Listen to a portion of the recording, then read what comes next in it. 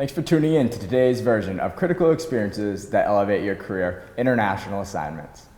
I'm visited today by Lisa Rosenberg. Thanks for joining us, Lisa.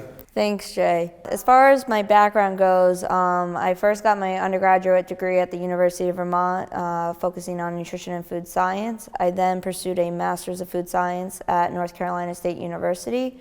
And from there, I got my job where I've been in the industry working in corporate for one of the big CPG companies for the last 5 years.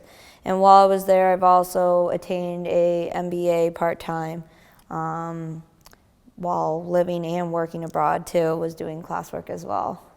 So I think the first question that really may come to mind is, how do you even go about getting an international assignment? I would say working for any type of company, whether it's small or one of the big CPG companies, I mean, you have to look at what type of opportunities they present to you.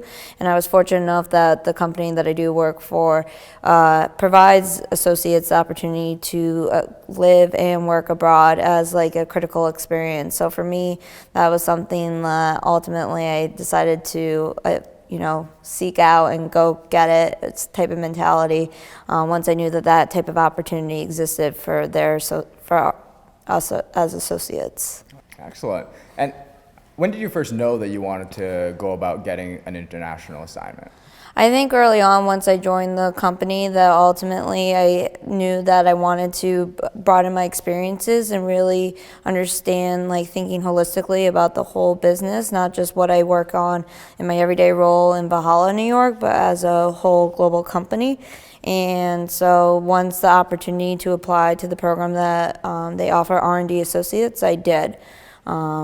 As soon as I was eligible for that opportunity. And so within 6 months, I found out, and 3 months later, basically moved my life halfway around the world and was there for 6.5 months and got to live and meet all the culture that's in Dubai. It's very different from a progressive point of view. And then bringing my ways of working from the U.S. to the United Arab Emirates and meeting all these people from different countries that are within the Middle East, and then ultimately taking some of those learnings, ways of working, and experiences back to my everyday role back in Valhalla, New York. Oh, interesting. And do you feel that there was a time that was too early to bring up that you wanted an international assignment, or do you think you needed to wait a little bit to kind of understand the culture and opportunity, and then maybe bring it up after you've been on as an employee for a little bit? I think there's never a wrong time to bring it up. I think having those honest career discussions with your management and your employees and your fellow colleagues about what are you wanting to do with your career, why do you want to do this, and how can I achieve this in the best way possible, whether it's for 6 months or an expat opportunity. I think being as transparent as possible ultimately shows your drive, so shows your initiative, and really tells individuals why you want to do that kind of critical experience. And let's say you're working at a large company that maybe has a formal international program, similar to what you had gone through. Do you have any recommendations for individuals who may be working at companies that may be a little smaller, but maybe still have international either plants or international smaller R&D facilities to kind of help them to get an international assignment under their belt? I would say just look up where your locations are and really try and know what you're trying to go after, whether it's working in an R&D location like I was fortunate enough to do, or even a plant experience. What kind of critical experiences are you trying to get from whether it's a small location to a larger corporation, a plant experience, knowing what you knowing where the locations are, what is it going to take to get you over to that location, what kind of things do you have to keep in mind. Ultimately, I think makes you a better asset as far as understanding what it's going to take to get you over there.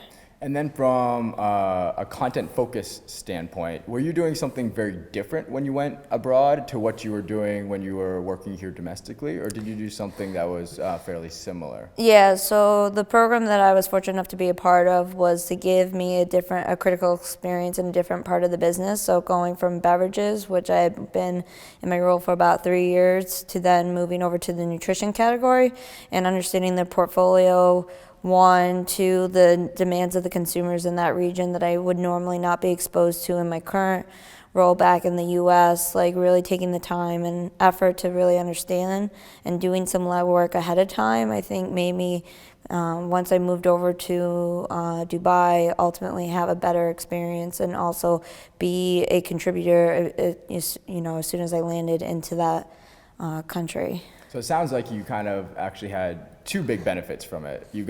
Were able to take part in an international assignment, so embracing the culture, kind of being able to do it from a personal perspective, and then also a brand new experience by working in a different segment of the company. So that's awesome. That sounds like a really good opportunity. Yeah, I would say like the two things I took away most was like not just like being able to impact the business over in that particular region and make a difference, but also from a personal and career development standpoint of view, it was one of those like lifetime experiences that I have the rest of my life to be thankful, to really appreciate, and it's helped me develop more from a career standpoint, think more holistically as far as like not just what I do in the US, but how does this have implications the rest around the world too. Yeah, that's awesome. And what about the length of time you were out there? So 6.5 months, that's great. It's a long, quite a bit of time. Do you feel that even if you were only given 3 months, or let's say you could only go abroad for a year or 2 years, how would that differ your experience? I think overall, like I think anything from like like a 6-week opportunity to 6 months, to even like 3 to 5 years. I mean, all of them can have some sort of impact. It's honestly what you make the most of that impact that ultimately you can make the most out of it. Even with like summer interns always have that or typically 10 to 12 weeks, they make an impact in all their companies just as much as like a 6-month opportunity or 3 to 5 years. Is what you go into it knowing what do you want to achieve and how do you want to accomplish it and what do you want to leave as your legacy, so to speak, in that short time frame, whether it's shorter or longer for like expat living, ultimately dictates your experience. Yeah, excellent. And do you feel that there was an adjustment when you got back, not only from a workplace perspective, but potentially a social perspective as well? I definitely, at least from my personal experience, like a repatriatism like experience is definitely a real reality. Doesn't matter whether I was gone for a week or even like 6.5 months. Adjusting back to that home life experience, certain things that I wasn't doing over there that I had to get back and readjust, and it is a real thing. It's not something that like they advertise. It is a repatriation back to your home respected countries that you have to just adjust, and people have to understand that it's going to take you some time to like get back into your normal ways of working. However, I tried to like just do the things like my normal routine of like what I was doing before I left to get right back in and try and adjust as quick as possible. And when you transitioned back, were you transitioning to do similar work that you were doing abroad, or did you come back and kind of transition into a whole new role and a whole new project? Yeah, so I had the fortunate opportunity to change into a different role than what I was doing, and I think of anything, I've been a champion not just for the program, but just a champion of doing these critical experiences, like even for 6 months or 3 months or even a 3-year opportunity of living and working abroad, because I think it's something that, I'm an advocate that everyone should do, but if you can't, at the end of the day, find those critical experiences that you can do at home base just as much as, doing an international assignment, whether it's in academia, supporting, external opportunities. Anything can be a critical experience, not just going overseas, so to speak. Yeah, excellent. And do you have one piece of advice for anybody who's even the thought has crossed their mind of doing an international assignment? Just be open-minded to the opportunity, and don't think that some of your like personal commitments, like I think is the biggest reason why people don't take advantage of that. Coming from personal experience, I had a cat, I owned my apartment, I had cars, I had things, schooling, I had responsibilities here in the States that I was willing to put everything on the table and say, jump at the opportunity, because it was, as I said, it was like once in a lifetime opportunity. And, I would say having a good support system that I did ultimately help me like feel rest assured that the things that didn't matter, that I did have a stake in it back here in the United States, were taken care of while I was overseas.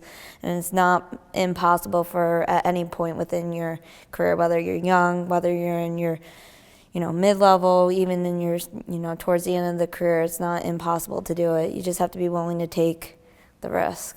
So when you took your international assignment and you went abroad, how did the culture of the home country really take you in? And did you feel uncomfortable? Were you kind of welcomed in, not only from a personal and cultural perspective, but from a work environment perspective as well? Yeah, so before moving over to my international assignment, I did a lot of pre-work, learning about the culture, the norms, the do's and don'ts, and I think that's a great lesson to take whenever you go to, not just like for an expat or international assignment, but even like when you travel, like for your personal, just doing a little bit of research ahead of time on do's and don'ts, cultural norms, can set you up to be a better success, like in that foreign country that you're going to either be living, working, or just traveling through. When I moved there, I would say just being open and just being and they seemed to welcome me and embrace me just as much as I would do the same in the United States. And I think, that curiosity as someone who is a foreigner and just being not guarded about, like, they're just generally wanting to get to know me as an individual. What do I bring to the table? And ultimately, like, just sharing experiences, I think, made it, that much more better. Well, thank you very much, Lisa, for joining us today on this edition of Critical Experiences That Elevate Your Career International Assignments.